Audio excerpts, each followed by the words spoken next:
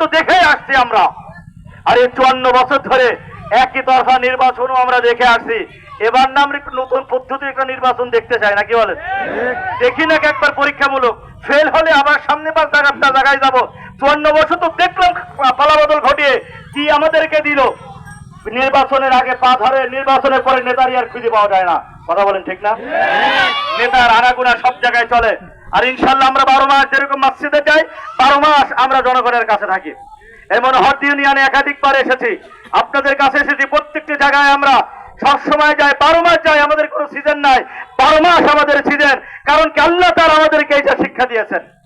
এজন্য বিশ্বের চরমনাই 2008 সাল থেকে জাতিকে সচেতন করছো। জাতি আসো, এই নির্বাচনের পালাবদল তো দেখছোই, তোমাদের ভোগ করছোই। পরীক্ষিত ব্যর্থ চোর দ্বারা এই রাষ্ট্র পরিচালনা যারাই করেছে, এই ব্যর্থদেরকে আগামী দিনে আর ক্ষমতায় দেখতে চায় না। এটা একজন সচেতন মানুষের কাজ। যেহেতু আমরা প্রত্যেকেই সচেতন, প্রত্যেকেই জ্ঞানবান, যারা বিগত দিন ব্যর্থ হয়েছে দেশ পরিচালনা করতে, তাদেরকে আর নয়, যারা দেশ চালা নাই এদেরকে একবার দেখে না কেন? মৌলবাদীদের গোষ্ঠীকে একবার ক্ষমতায় যাই দেখে না কেন? 54 বছর তো দেখতাম বিভিন্ন জনকে। একবারে পীরদেরকে দেখেন, একবার ওলামা শাইখদেরকে দেখেন, একবার ইসলামপন্থীদেরকে দেখেন। একবারের জন্য পরীক্ষা সুযোগ একবার দেন। যদি দেশ চালাতে ব্যর্থ হয়, জীবনে কোনোদিন রাজনীতির কথা মুখে নিয়ে আসবো না ইনশাআল্লাহ।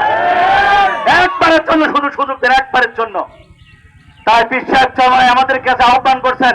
আল্লাহ তাআলা বলতেছেন, মাইয়াশফা শাফাআতান হাসানাতান ইয়াকুল্লাহু নাসিবুম মিনহা ওয়া মাইয়াশফা শাফাআতান সাইয়্যাতান ইয়াকুল্লাহু কিফলুম মিনহা। আল্লাহ তাআলা বলতেছেন যে বান্দা যারা ভালো কাজে সমর্থন করে, আমি আল্লাহ রাব্বুল আলামিন ওই ভালো কাজে সমর্থন করে ওর যা ভালো কাজ করবে তার একটা অংশীদার তোমার আমলনামায় পৌঁছাবে। পক্ষান্তরে যাকে তুমি সমর্থন করেছো, বিজয়ী করেছো, সমর্থনটাকে যদি গুনাহের কাজ করে, তার একটা গুনাহের অংশ আমলনামায় পৌঁছাই কিনা বলেন তো? ভোট দিয়ে আজ পর্যন্ত আমরা কেউ বড় লোক হয়েছি? ভোট দিয়ে কি আমরা ফকির হয়ে গেছি?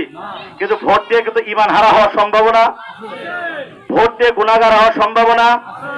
এই যে আমাদের ক্যান্ডিডেট দেখেন, ওনার কোনো অভাব আল্লাহ পাক দেয় নাই। এসের ভিতরে থাকে, বিশাল ব্যবসা প্রতিষ্ঠান, বাড়ি গাড়ি আলহামদুলিল্লাহ যথেষ্ট আছে।